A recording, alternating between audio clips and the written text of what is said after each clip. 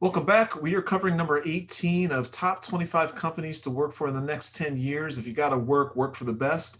And before we get going with number 18, which is Bloom Energy, I want to encourage you, if you haven't already done so, if you're back multiple times, maybe it is time for you to go ahead and commit to subscribing, or at least at the very minimum, click whatever positive feedback mechanism there is on whatever platform you're watching this on, whether it be YouTube. You can click the subscribe, thumbs up, which is a like, and the alert button.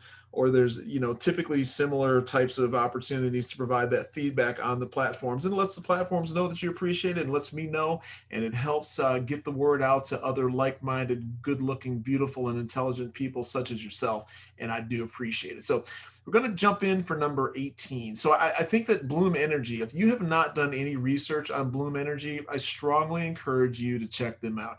I came across them, I don't know, maybe 10 years ago, and they're very interesting in terms of the product that they offer, products that they offer.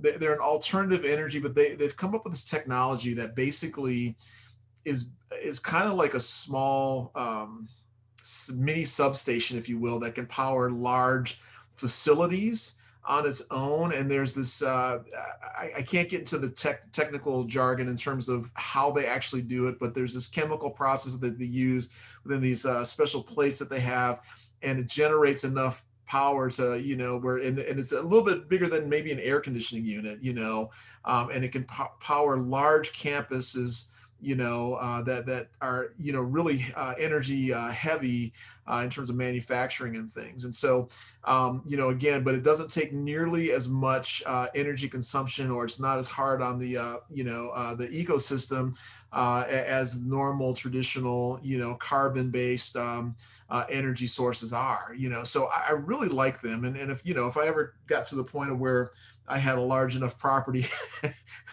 with with big enough to have multiple buildings on it, I'd really consider, depending on the cost, consider, putting a Bloom Energy box, on my property or facility to run it, just because it's cost effective also versus the traditional carbon-based energy.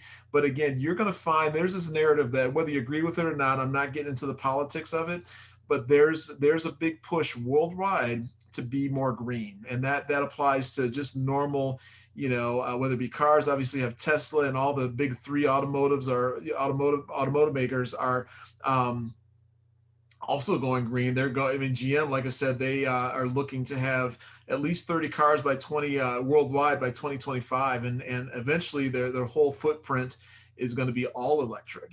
So.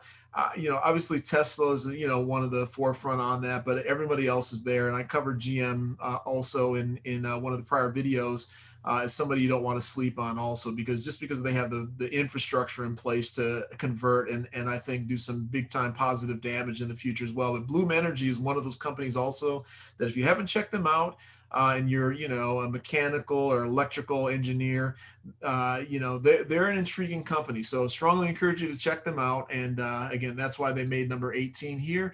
So if you haven't already done so, like I said, please do me the favor, take a couple of quick seconds and click the positive feedback mechanism on whatever platform you're listening to this on, and we will talk to you at the next video.